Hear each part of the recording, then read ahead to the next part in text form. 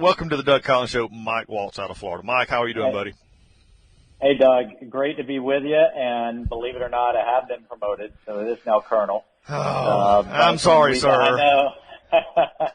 And we've also confirmed I'm still the only member of Congress jumping out of perfectly good airplanes. I'm still in jump status, and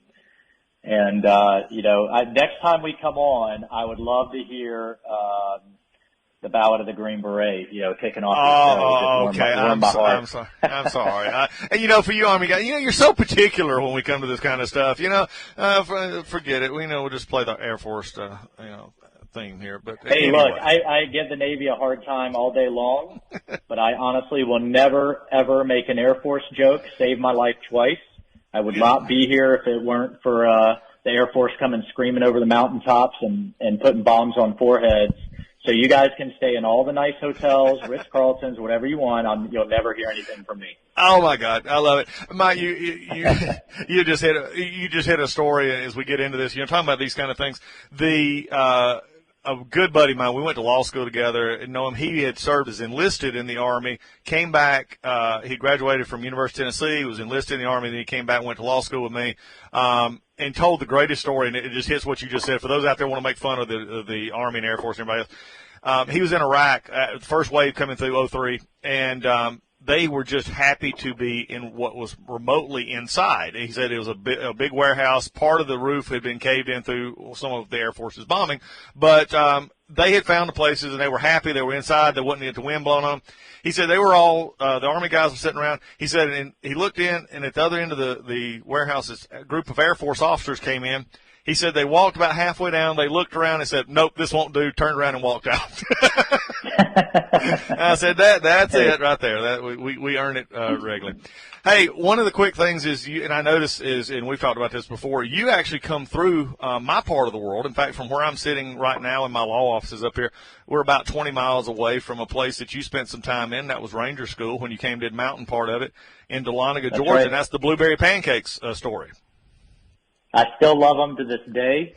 It's my favorite breakfast food. And I think about that point, I'd lost about 30 pounds in the middle of Ranger School, and not just any time. It was in January. And I'll never forget our canteens were frozen solid. We had 2 blocks of ice,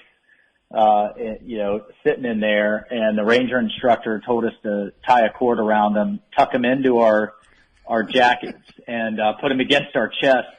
So I was like, wait a minute, we're going to give ourselves hypothermia trying to melt the water, so to keep me from having, getting totally dehydrated. But yeah, bad memories, except for those blueberry pancakes. That was a bright spot. Okay, well, one quick question before we get on to some other stuff, because everybody I've ever asked mentioned the blueberry pancakes. So have you been back since those original blueberry pancakes to eat them there? But if I never go back to Dahlonega, no offense, there's great Americans there. If I never go back again, that's a negative. I love it. One of the former commanders said he went back and he said those blueberry pancakes just didn't taste as special this time as it goes along. Well, anyway, you went on to be a Green Beret. You're still in Special Forces, part of it. Let's turn to some topics. Then I want to turn back to a couple of things, especially from you're talking about the being in Afghanistan and other places, and there's some of that I want to talk about. But let's first turn to really what I consider right now the one country in the world that has not only the capabilities, the size, the manpower, and the economic, at least, stability to challenge and to, frankly, try to bully or push the world is China. And I know you've talked a lot about the boycott. You've talked about a lot about other things. Fill the listeners of the Doug Collins Show in on that right now. Well, this is what I think the United States needs to truly wake up to.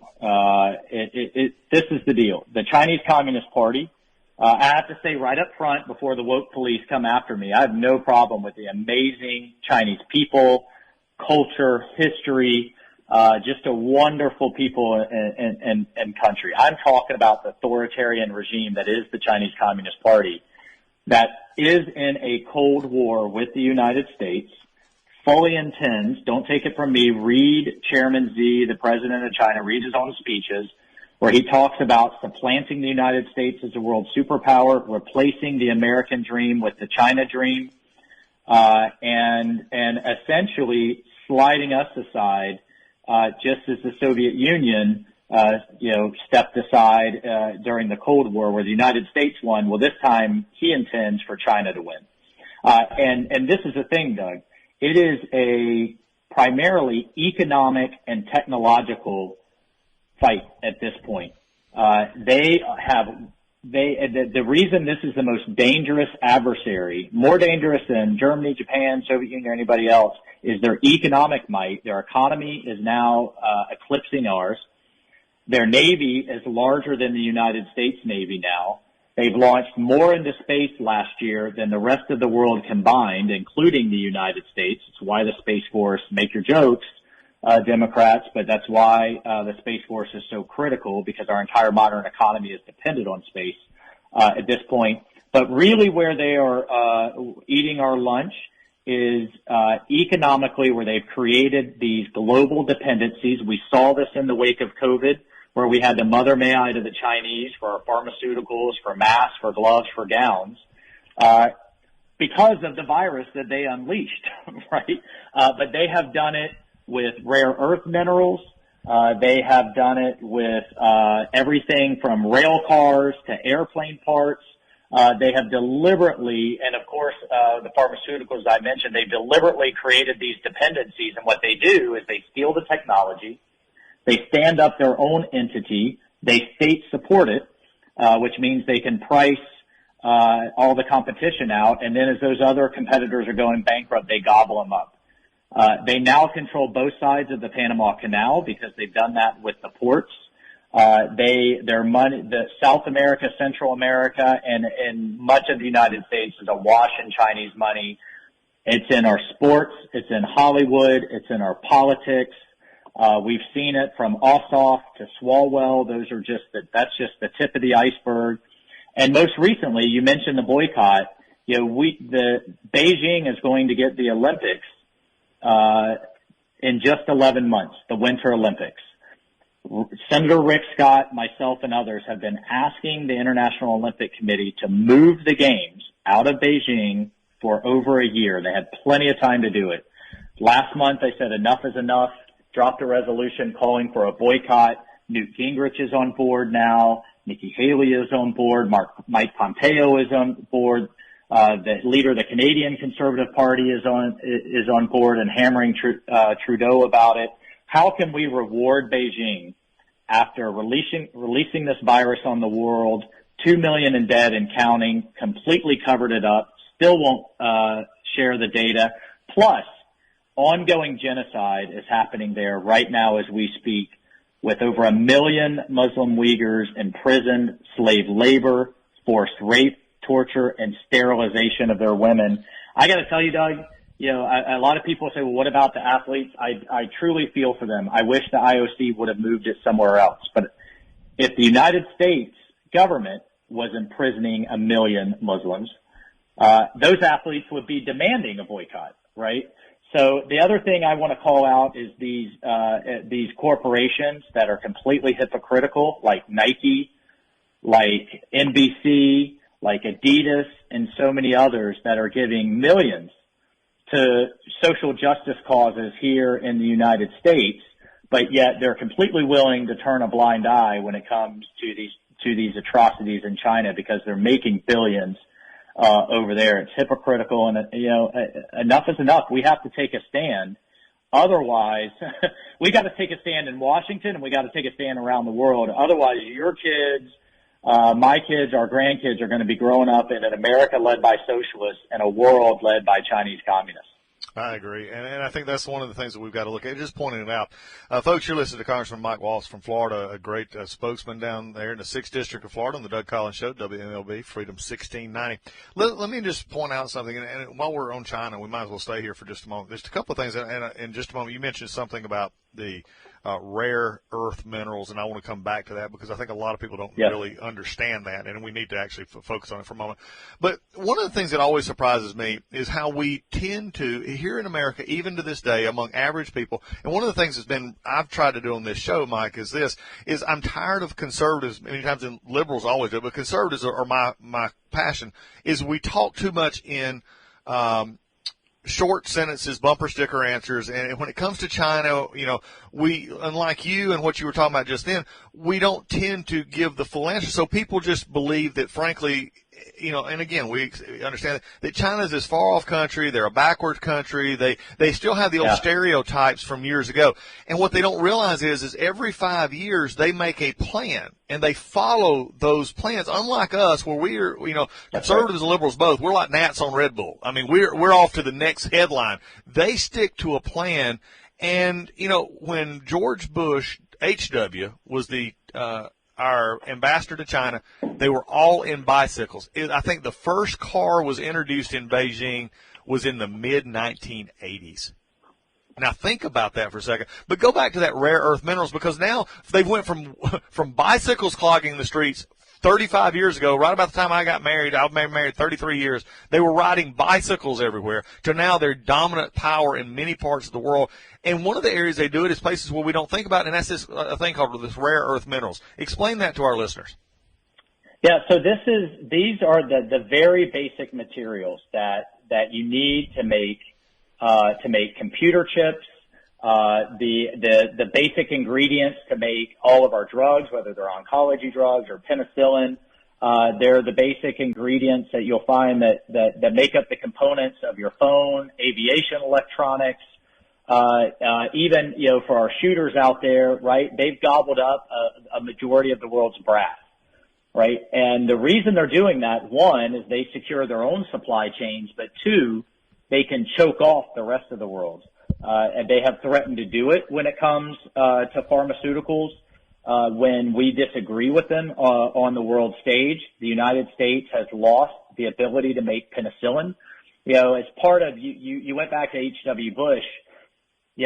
Part of the fallacy that we fell into was that if we continue to help China, and we did it, at least initially as a hedge against the Soviet Union to have those two communist countries, we wanted China working with us and not the Soviets. But it went way beyond that, and that if we keep giving them our technology, we keep giving them aid, we keep pouring our manufacturing in there, that eventually they would change politically. And what Z has done is flip the script. They've taken all of that, and they continue to take all of that. But now, rather than democratizing, they're looking to dominate the world. And I'm not overstating that. I mean, he actively and repeatedly talks about replacing the American dream with the China dream.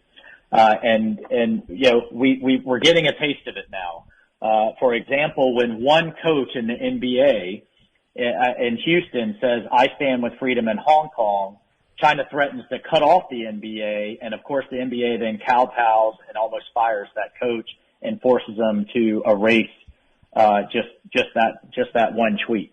That's a taste of things to come, that rather than living in a world where you have relatively, led by the United States, where we espouse to freedom of religion, assembly, press, individual responsibility, entrepreneurship, you'll be living in the world where Beijing calls the shots, or else they cut off your drugs, they cut off your minerals, they cut off your supply chains.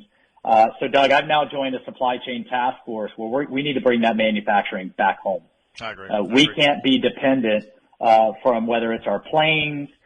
They've gobbled up 85% of the rail car market around the world, to our trains, to our basic drugs. We can't be dependent on our greatest adversary and a dictatorship, authoritarian regime that is the Chinese Communist Party. That's how all of these things are knit together.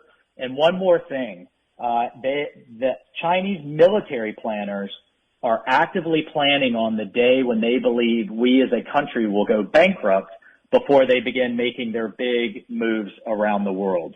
And right now, the Democrats are just playing right into their hands. We've spent more in dealing with COVID than we spent in World War II as a country at this point. And it's only the beginning of the trillions of our grandchildren's money that they're going to spend, and the Chinese are just popping champagne and laughing all the way to the bank, because at some point we won't be able to afford the aircraft carriers, the ships, the planes, the missile defenses that we need, and that's what they're waiting on.